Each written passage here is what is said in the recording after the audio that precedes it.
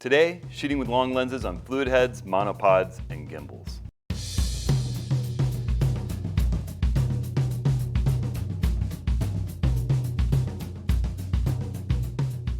Well, hey everyone, it's Hudson, and I want to talk about shooting with long lenses today. Beforehand, just a couple quick announcements.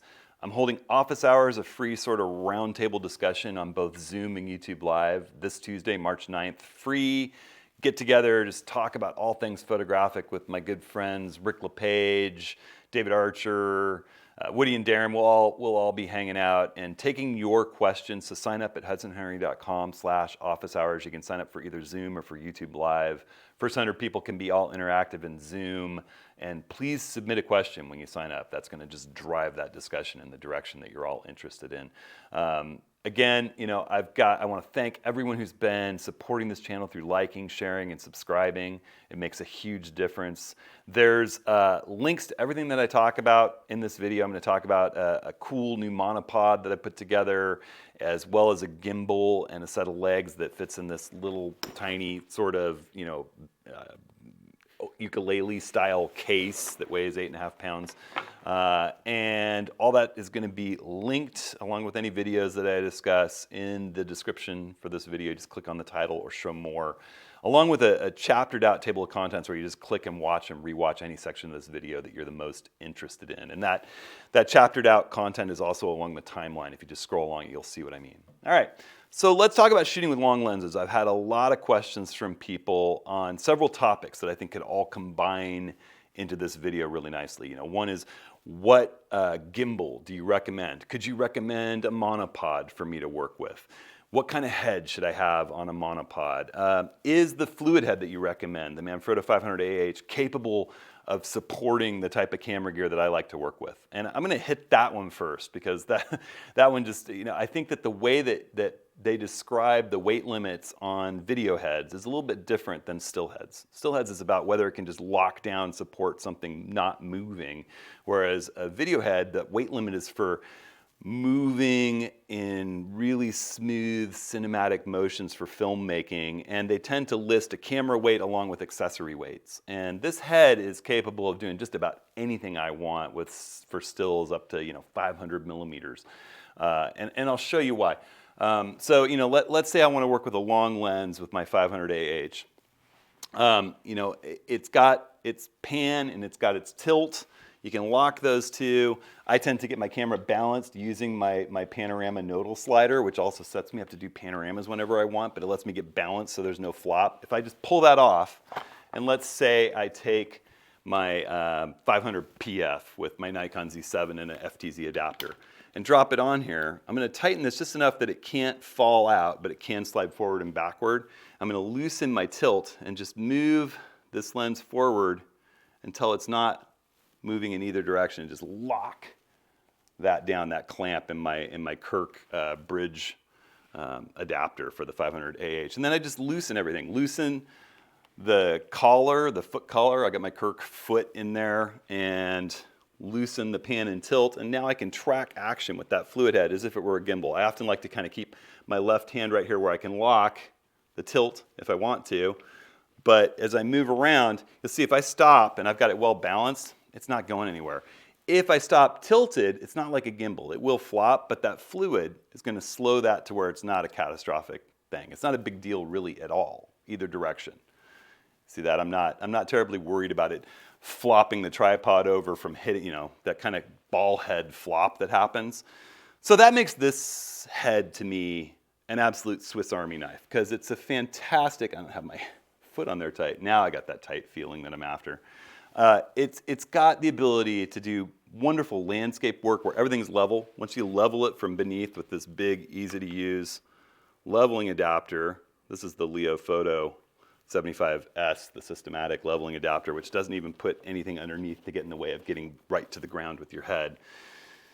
You get level and everything you do is level. So it's wonderful for landscape, it's wonderful for still life, it's wonderful for portraits, it's great using it with long lenses, and also panoramas and whatnot.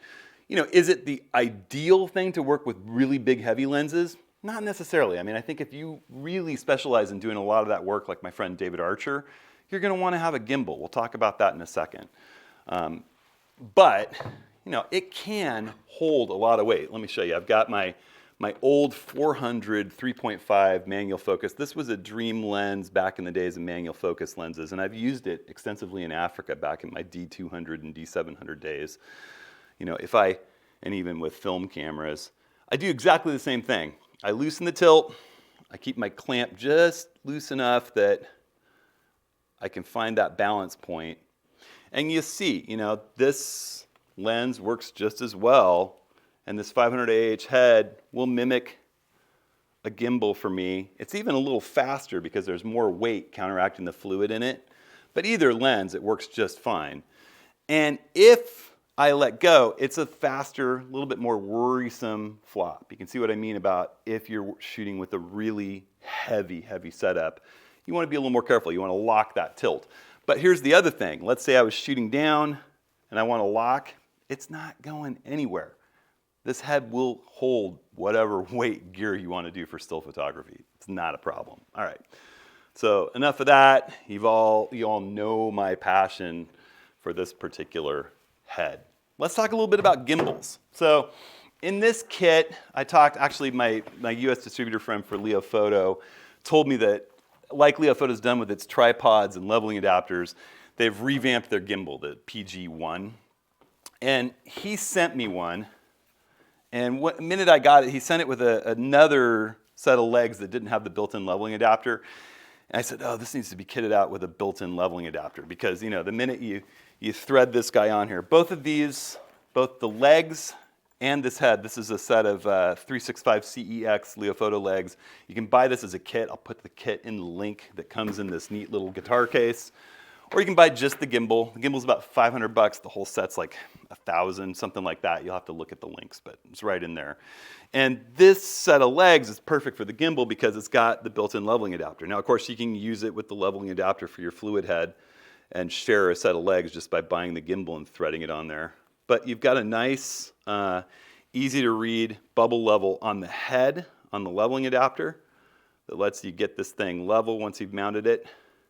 Or the gimbal has a huge, even easier to read level right in the center. If I just move the camera support out of the way a little bit. You set that up, and then the gimbal works a little bit differently. It's specifically dedicated to long lens work. So you're going to set your lens in there with the clamp open, and just like I did with the fluid head, I'm going to close that clamp just enough that the camera can't fall out, but I can still slide it forward and backward. This is the tilt control up here on the top. I really am playing around with this head and using it a little bit. I have been absolutely loving it. I've been doing a little wildlife work with it. And I've worked with Wimberleys before. I think this is just as nice a head. So you get to where you're nice and neutrally balanced with this. Lock your clamp. Open your collar rotation. Here I've got, this is a 400 3.5 with a 2x teleconverter. This is one of those few lenses that can handle a 2x teleconverter. And you can see this thing, smooth, easy motioning, and yet let go, it'll balance out. I mean, you can let go from any position and it's just gonna, no flop, no worry, it's just simple as can be. Shoot birds in flight, whatever it is that you're after. It's the head to use if you are a long lens wildlife or sports aficionado. It's the kind of system as a gimbaled system. I'm really happy with this whole set, and I love the fact that it weighs 8 pounds 10 ounces and comes in this little case. I'll put a link to it. I think the Wimberleys are also awesome. There's a lot of good brands. This one's light, easy to carry and throw in the car. So I'm a big fan of it. Let's talk really quickly about monopods. I think that I've gotten so many people asking for monopod recommendations, and I carried a Gitzo monopod in the past years ago, sort of a ski pole style one. I was really looking for a good carbon fiber one, and when my friend from Leo Photo sent me this gimbal setup, and we kind of worked out what set of legs would make the most sense to use with it, I said, I really want to put together the ultimate monopod setup to recommend to people as well. And so, I went through some of the monopods that they have and some of the heads that they have, and I came up with this little guy, which weighs about 2.5 pounds in its case. The monopod comes with the case, the head's sold separately. This is Leofoto's VH10 head. All it does is tilt. And that's all you really need. I think putting complicated contraptions on top of a monopod sort of defeats the monopod's purpose. And this is the Monopod MP364C. It's a nice, burly, big, 4-section, beautiful carbon fiber monopod. And what you're going to want to do is get it to where when the camera's mounted on it, it's going to be easy eye level or slightly stooped eye level, and lock those sections down. You want your monopod to have a strap that swivels under the head mount. And that's going to just let you brace.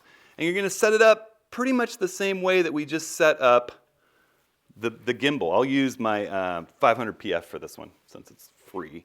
You're going to set it in there and get it sort of just clamped enough that you can still slide forward and backward, but it can't come out. And then loosen your tilt and move your camera around until you find that balance point where it's not trying to go forward or backward. Then clamp yourself so you're sort of balanced there. It's a nice balanced point. And then I like to keep the tilt adjustment on the left side since I'm right-handed, and I put my wrist through that leash, and that lets me anchor this thing. And you release, you can reach up to your collar control. You can reach this knob with that left hand and loosen and lock, but you can just pivot around. You don't need a pan because the monopod pivots. For me, putting a foot that stands up by itself with the monopod is an invitation to disaster, to knock the monopod over with your long lens and break it. If someone was to think about letting it rest on sort of a little miniature tripod at the bottom, bad idea.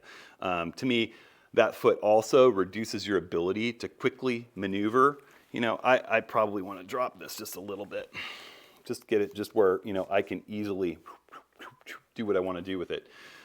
This system is just the perfect thing when you're in a confined space and you want to be able to use a slower shutter speed and be braced wherever you happen to be. You don't want to be carrying your big rig, wearing your body out all day long. You see sports shooters, watch an NFL game or a Major League Soccer game, and you'll see tons of people with big lenses on the sidelines with monopods. And when they want to run to another position, they just lock that knob, throw it up over their shoulder, and move on.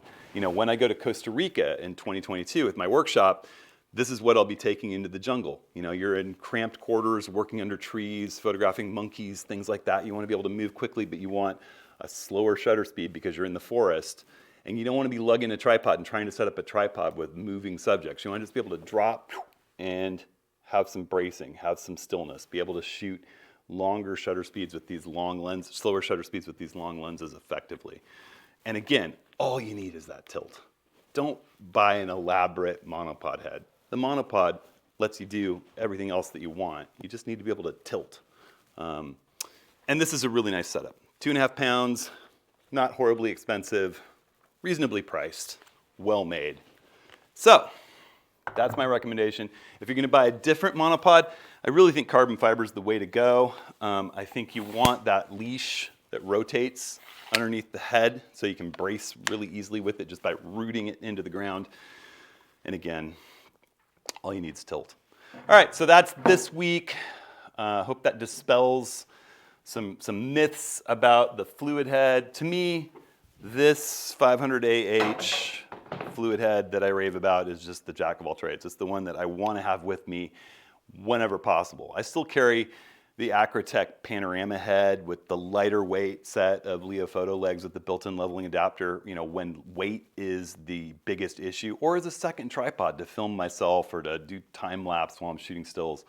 But this is sort of my jack of all trades. And you can see, it does a fine job with long lenses. But if long lenses are your bread and butter, if that's what you love to do more than anything, then these gimbals can't be beat. And if you want to work in tight quarters, moving around fast, photographing action that's moving, or in a tight space, the monopod is a great way to go. That's what it's for.